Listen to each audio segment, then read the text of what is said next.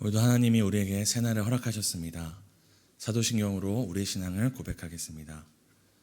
전능하사 전지를 만드신 하나님 아버지를 내가 믿사오며 그 외아들 우리 주 예수 그리스도를 믿사오니 성녀로 잉태하사 동정녀 마리아에게 낳으시고 본디오 빌라도에게 고난을 받으사 십자가에 못 박혀 죽으시고 장사한 지 사흘 만에 죽은 자 가운데서 다시 살아나시며 하늘에 오르사 전능하신 하나님 우편에 앉아 계시다가 저희로서 산자와 죽은 자를 심판하러 오시리라.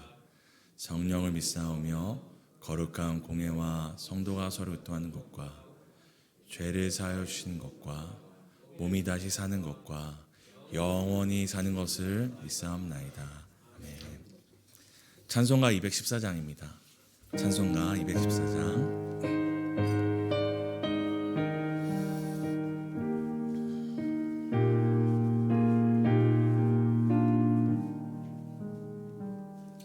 나 주의 도움 받고자 주 예수님께 빕니다. 그 구원 허락하시사 날 받아주소서. 내 모습 이대로 날 받아주소서. 날 위해 돌아가신 주 날 받아주소서. 큰 죄에 빠져요 죽을 날 위해 피 흘렸으니 주 형상대로 빚으사 날 받아주소서. 내 모습 이대로 주 받아주소서.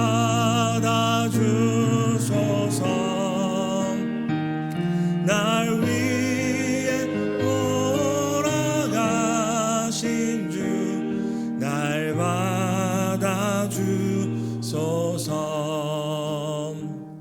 내 힘과 결심 약하여 늘 깨어지기 쉬우니 주 이름으로 구원해 날 받아주소서. 내 모습 이대로 주 받아주소서.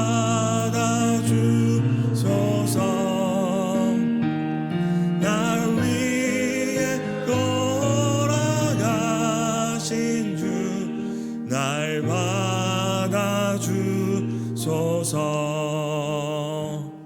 내 주님 서신 발 앞에 나 꿇어 엎드렸으니 그 크신 역사 이루게 날 받아주소서. 내 모습 이대로 주 받아주소서. 날 위해 돌아가신 주 날 받아주소서. 아멘. 사무엘하 14장입니다.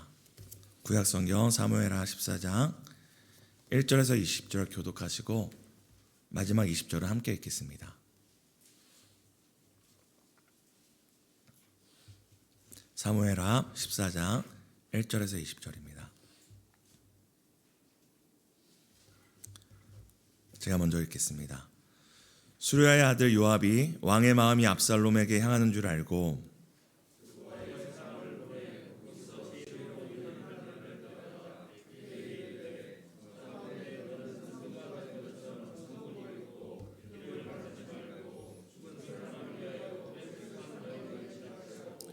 왕께 들어가서 그에게 이러이러하게 말하라고 요압이 그의 입에 할 말을 넣어 주니라.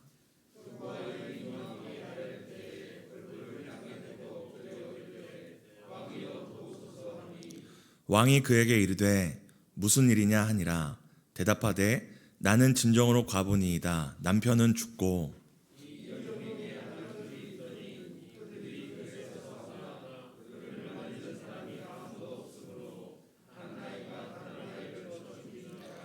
온 족속이 일어나서 당신의 여종 나를 핍박하여 말하기를 그의 동생을 쳐 죽인 자를 내놓으라. 우리가 그의 동생을 죽인 자를 갚아 그를 죽여 상속자 될 것까지 끊겠노라 하오니 그러한즉 그들이 내게 남아있는 숯불을 꺼서 내 남편의 이름과 씨를 세상에 남겨두지 아니하겠나이다 하니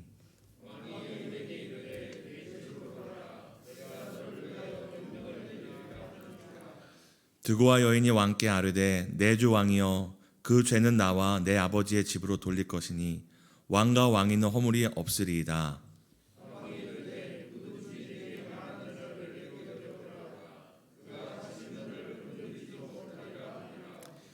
여인이 이르되 청하건대 왕은 왕의 하나님 여호와를 기억하사 원수 갚는 자가 더 죽이지 못하게 하옵소서.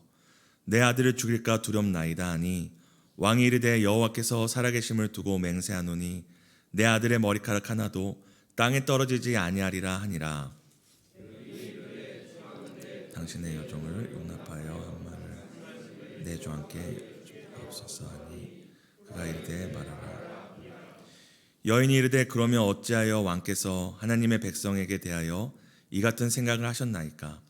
이 말씀을 하심으로 왕께서 죄 있는 사람같이 되심은 그 내쫓긴 자를 왕께서 집으로 돌아오게 하지 아니하심이니이다.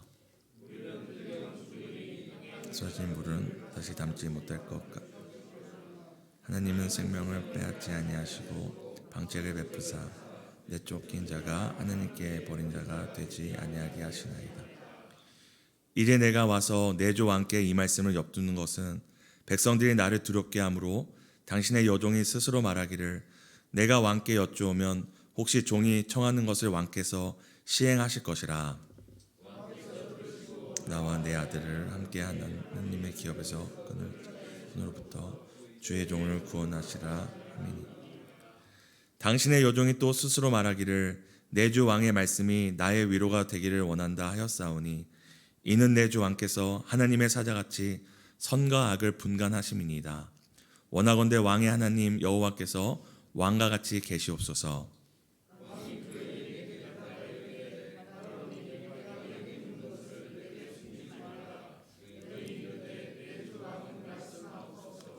왕이 이르되 이 모든 일에 요압이 너와 함께하였느냐 하니 여인이 대답하여 이르되 내 주 왕의 살아계심을 두고 맹세하옵나니 내 주 왕의 말씀을 좌로나 우로나 옮길 자가 없으리이다. 왕의 종 요압이 내게 명령하였고 그가 이 모든 말을 왕의 여종의 입에 넣어 주었사오니 이는 왕의 종 요압이 이 일의 형편을 바꾸려 하여 이렇게 함이니이다. 내 주 죄는 하나님의 사자의 죄와 같아서 땅에 있는 일을 다 아시나이다 하니라. 아멘. 오늘도 말씀과 기도로 하루를 시작하시는 성도 여러분 진심으로 축복하고 환영합니다. 사랑하는 성도님들 요리 좋아하시나요? 요리하시는 거? 똑같은 재료도 어떤 순서, 무엇을 먼저 하냐에 따라서 요리의 맛과 질이 달라집니다. 우리의 하루와 삶도 똑같습니다. 섞어 놓으면 다 똑같은 것 같지만 이 하루를 말씀과 기도로 시작하는 것과 핸드폰을 켜서 인터넷으로 뉴스를 보면서 시작하는 것과 삶의 맛과 그 또 삶의 질은 달라질 거라 생각합니다. 그래서 늘 말씀과 기도로 이렇게 새벽을 깨우시는 성도 여러분 진심으로 축복하고 다시 한번 환영합니다. 이렇게 축복과 환영으로 오늘 말씀을 시작하는 이유는 오늘 본문 말씀이 매우 어둡기 때문입니다. 오늘 본문의 배경은 이렇습니다. 압살롬이 자신의 누이를 겁탈한 이복 형제 암논을 우발적으로 죽이지 않고 계획적으로 살해합니다. 살해했으니까 이제 처벌을 받겠죠. 그래서 그 처벌을 피하기 위해 이스라엘 땅 밖을 넘어서 이제 그술 왕의 아들에게로 피신한 상황이 오늘 그 배경입니다. 그때 이제 다윗에게 큰 두 가지 고통이 있었는데요. 첫 번째 고통은 자신의 자녀가 죽었으니까 그게 얼마나 고통스럽겠습니까? 우리가 뭐 상상해 보라고 말씀드리기도 어려울 정도로 자녀를 잃은 큰 고통이 다윗 왕에게 있었습니다. 근데 그 고통만 있었던 것이 아니라 또 어떤 고통이 있었냐면 또 다른 아들은 한 아들은 살해당했는데 또 다른 아들은 어떤 상황이 되었냐면 이제 살인자가 된 상황입니다. 살인자가 되어서 도망간 상황이죠. 그런데 이것이 왜 다윗에게 고통뿐만 아니라 갈등을 주었냐면 다윗은 그냥 아버지가 아니라 이스라엘의 왕이었습니다. 사랑과 공의와 정의로 하나님의 나라가 어떠한지를 이 세상에 맛보게 하는 것이 다윗의 왕으로서의 사명이었습니다. 그러면 이 다윗 왕이 아무리 자신의 아들을 사랑한다 할지라도 살인을 저지른 아들에 대해서 어떻게 해야 되죠? 바로 공의와 정의를 실행해야 합니다. 만약에 다윗 왕이 나라의 모든 살인자들에 대해서 말씀에 따라 심판하지만 자기 아들, 그것도 살인죄가 보통 살인죄가 아니라 어떤 죄죠? 존속 살인이죠. 더 큰 죄를 지은 아들을 둔다면 어떻게 이스라엘 나라가 공의와 정의가 실현되겠습니까? 바로 이런 자녀를 잃고 자녀가 도망친 고통뿐만 아니라 다윗 왕에게는 바로 갈등이 있었습니다. 살인자가 된 아들을 어떻게 해야 되나? 왕이니까 뭐든지 할 수 있잖아요. 도망갔어도 보내서 처형을 할 수도 있고 어디에 도망갔어도 가서 데리고 올 수 있고 보호할 수 있잖아요. 그런데 가서 죽일 수도 없고 데리고 오자니 이스라엘 나라의 이 말씀의 언약을 따라 살인자를 처단해야 되는 이러지도 저러지도 못하는 상황 가운데 있는 것입니다. 자신의 누이를 겁탈한 아들 암논, 그리고 자신의 누이를 겁탈한 자기 형제를 죽인 압살롬. 이 두 왕자의 죄악은 사실 다윗 왕이 이전에 우리아의 아내 밧세바에게 저질렀던 그 죄악을 마치 이렇게 펼쳐놓은 것처럼 닮아 있고 또 이어지고 있습니다. 물론 이는 이단 종파에서 얘기하는 무슨 가계 저주나 뭐 죄의 유전이다 이런 의미가 아니라 이 죄의 파급력에 대한 것입니다. 나 하나 죄 짓는 것이 나로 끝나지 않고 나의 가정과 자녀들 그리고 내가 살아가는 그 환경에 영향력을 준다는 것을 우리에게 알게 합니다. 그렇다면 우리도 죄를 짓잖아요. 우리 중에 죄를 안 짓는 사람이 없지 않습니까? 우리도 죄를 짓고 살아가는데 그러면 우리도 죄를 짓고 나의 죄로 인하여서 이제 그 파급력이 가정과 주변과 상황들에게 영향을 미칠 때 이것을 어떻게 해결해야지 좋을까요? 오늘 성경은 그것을 어떻게 해결하는 것이 좋은 방법인지를 알려주는 것이 아니라 어떻게 해결하면 나쁜 방법인지를 우리에게 알려줍니다. 오늘 성경은 이게 다윗이 고통과 갈등 가운데 있을 때 그 옆에 있었던 군대 장관인 요압이 다윗의 마음을 헤아렸다고 합니다. 누군가 내 마음을 헤아려 주는 것은 좋죠.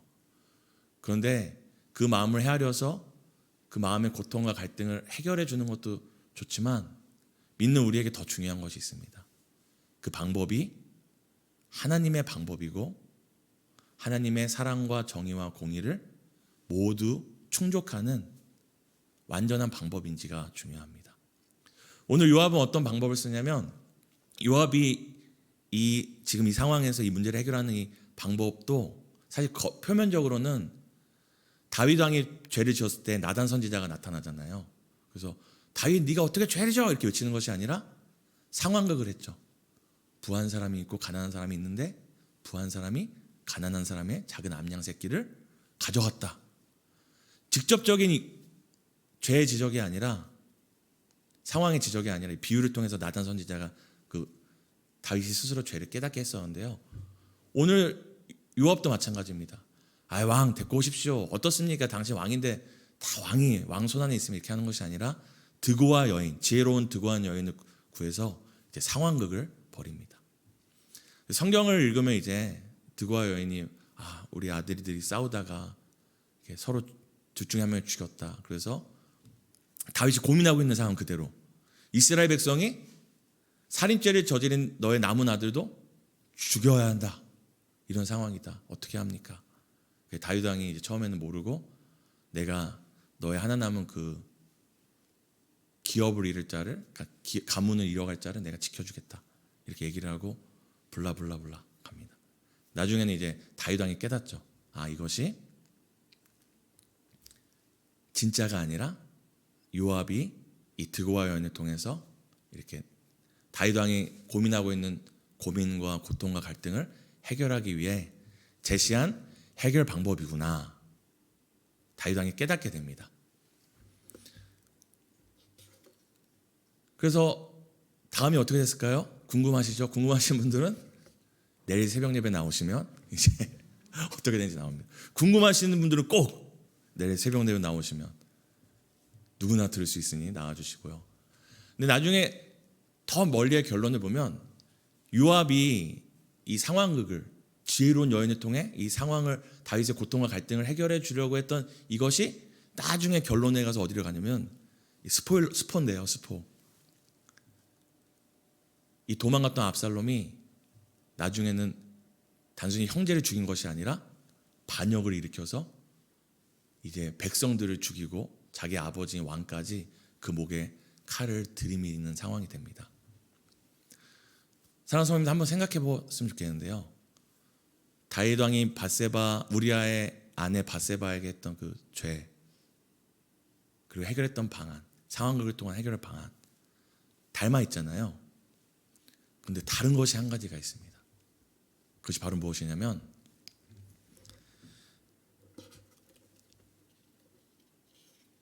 이제 다윗이 우리아의 아내 밧세바에게 지었던 죄, 그때 나단이 했던 상황극에는 무엇이 있었냐면 죄에 대한 분명한 경종이 있었습니다. 그리고 자각이 있었습니다. 그건 죄다. 많은 것을 가진 자가 하나밖에 갖지 못한 누군가의 아내를 뺏는 것은 죄다. 다윗 왕이 스스로 그에 대해서 자각을 하고 또 뭐가 있었죠? 결론적으로 회개가 있었습니다. 근데 오늘 요압의 이 술수, 지혜로운 여인을 데리고 와서 아주 지혜롭게 그리고 다윗의 마음을 헤아리는 것처럼 이 상황과 문제를 해결하는 이 모든 해결 방법에 없는 것이 딱 하나 있었는데 바로 그것이 무엇이냐면 회개가 없는 것입니다. 죄에 대한 경종. 당신의 아들이 이스라엘 땅에서 있을 수 없는 죄를 저질렀습니다.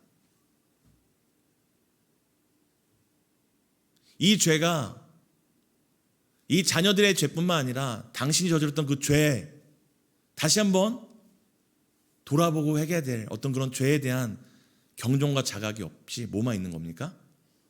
괜찮습니다. 데려오십시오.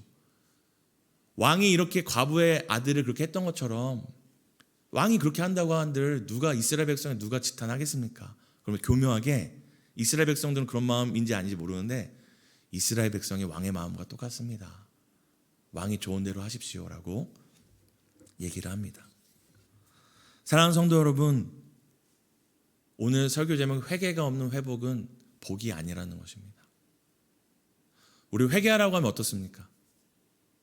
누군가가 여러분에게 아침에 딱 눈 떠는데 회개하라 이러면 여러분 기분이 어떻습니까? 아, 상쾌하다. 나를 생각해 주는 건 당신밖에 없어. 뭐 이렇게 시작하시나요? 근데 우리 안에 회개에 대한 이제 잘못된 인식이 있습니다. 바로 무엇이냐면 회개가 마치 우리의 어떤 짐과 멍해고 우리가 채찍을 맞는 시간이라고 자꾸 생각을 하는데요. 여러분 반대로 한번 생각해 봤으면 좋겠습니다. 여러분이 30일, 100일 금식하면서 회개를 막 해요. 근데 하나님이 용서해 줄 마음이 없는 거예요.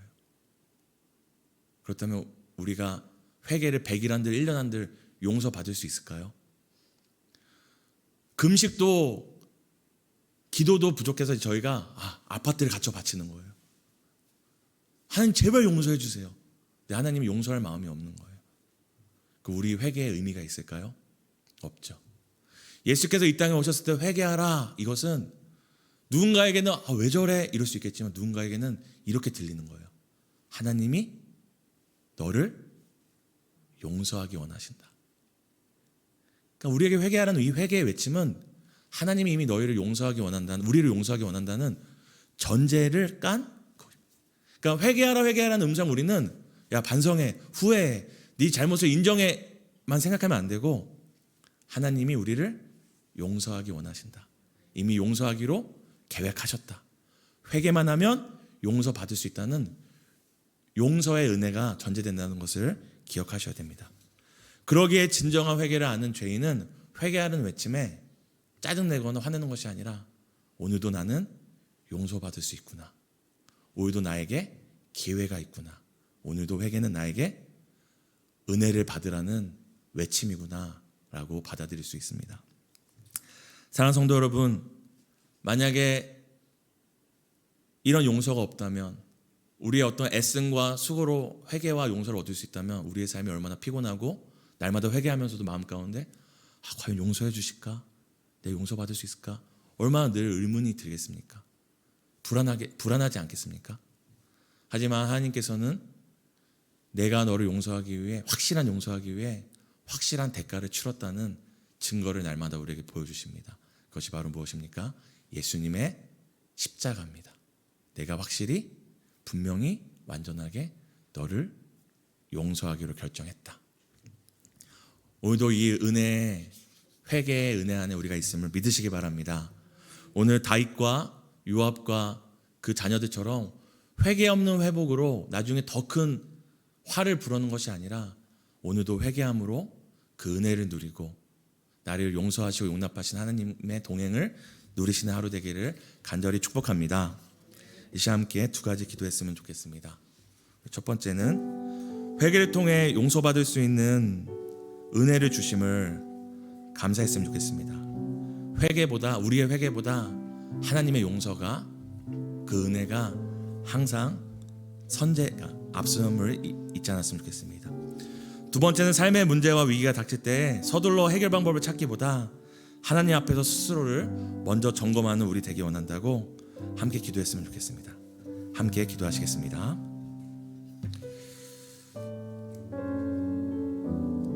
하나님 감사합니다.